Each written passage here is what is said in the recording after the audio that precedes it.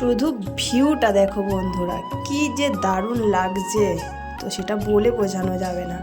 তো আমরা আবারও বোটে চলে এসেছি, তো আবারও যাবে আরও একটা স্পটে। তো এই যে দেখো বোটে বসে সবাই কত আনন্দ করছে, আর মাঝ নদীতে বোটের উপর উফ কি অপরূপ দৃশ্য, সেটা না দেখলে বোঝাই যায় না। তো দেখে মন প্রাণ পুরো একদম শান্তি হয়ে যায়। তো মনের মধ্যে জমে থাকা যত অশান্তি ক্লান্তি সব এই অপরূপ সৌন্দর্য দেখলেই শান্ত হয়ে যায়। তো দেখো তোমাদের সাথে কথা বলতে বলতে আমরা চলে এলাম আরও একটা স্পটে।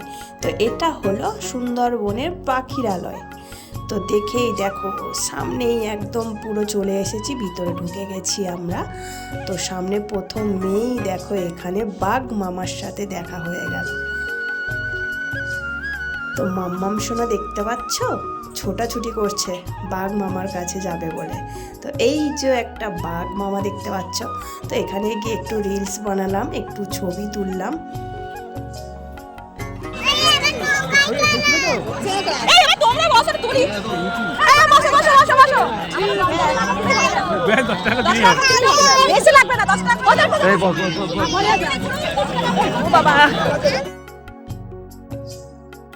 তো তারপর এই দিকে চলে এলাম, এই দিকে দেখতে পাচ্ছ বুদ্ধদেবের স্ট্যাচু।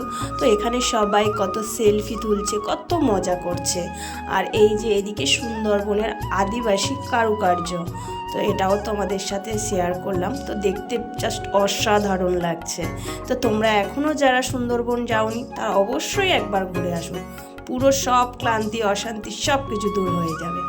আর তারপরে আমরা চলে এলাম আবারও জেটিঘাটাতে। তো আবার এবার বোটে উঠবো। তো এই বোটে উঠে আবারও আর একটা স্পটে চলে যাব। তো চলো বোটে উঠে যাই। আর এই যে বোটে উঠে এই যে সৌন্দর্য উপভোগ করা, কি যে শান্তি বলে বোঝানো যায় না। তো দেখতে পাচ্ছ কত বোট, আর কি যে ভালো লাগছে, পুরো মাঝ নদীতে এরকম চারিদিকে বোট। আর আমরা প্রায় পুরো জঙ্গলের ধার ধরেই যাচ্ছিলাম, কারণ যদি একটু বাঘমামার দেখা পাই। আর হরিণ তো দেখা দূরেই থাক, যদি বাঘমামা একটু জল খেতে বেরায়, তো তার জন্য আমরা একটু মানে গাছপালা বন জঙ্গল তার মাঝখান ধরে যাচ্ছিলাম। তো ওখান থেকে ঘুরে এসে চলে গেলাম বোটের ভিতরে, কারণ প্রচুর ঠান্ডা হাওয়া দিচ্ছিল। তো এই করতে করতে আবারও চলে এলাম আমরা ঘাটে। তো এখানে নেমে যাব আমরা। তো এখানে আরও একটা স্পট আছে, তো সজনেখালি। তো সজনেখালি ঘাটে চলে এলাম। তো এবার ভিতরটা দেখবো আর তোমাদেরকেও দেখাবো। সজনেখালি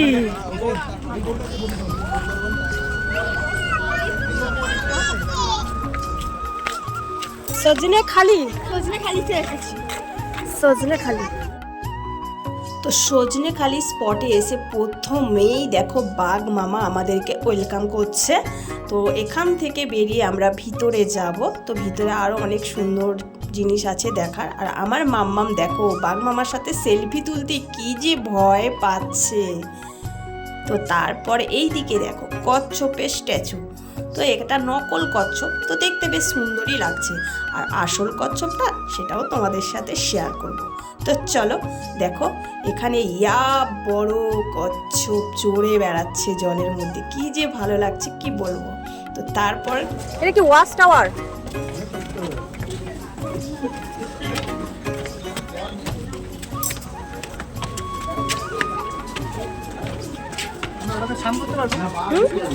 স্নান করে এসছি তো। ওয়াচ টাওয়ারের মাথার উপর উঠে ভিডিওটা বানালাম। ওফ অসাধারণ দৃশ্য, পুরো জঙ্গলটাই পুরো দেখা যাচ্ছে। জুম করে দেখাচ্ছি দেখো তোমাদেরকে। ও বাবা কি সুন্দর করছে, দেখো কি সুন্দর। পাখি ধরেছে, পাখি। আই বাচ্চাটা নে হ্যাঁ হুন্ডুটা নে কি সুন্দর মার কাছে বসে আছে। আর এই যে এনাকে দেখছো, ইনি তো আমার মোবাইলটা পুরো ছিনিয়ে নিচ্ছিল, আর একটু হলে ভাগ্যিস আমি মোবাইলটা শক্ত করে ধরেছিলাম। তো এদের যা খেলা দেখাচ্ছে, আর আমার মাম্মাম সোনা তো কি মজা পাচ্ছে। দেখো এই যে একটা লেবু নিয়ে কি কাড়াকাড়ি শুরু করেছে সবাই মিলে। তো এদেরকে দেখতে না আরও বেশি খুব ভালো লাগছে। আর আমার মাম্মাম তো এদেরকে পেয়ে খুব মজা, বলছে একটাকে বাড়ি নিয়ে যাবে। তো দেখো কি সুন্দর লাগছে।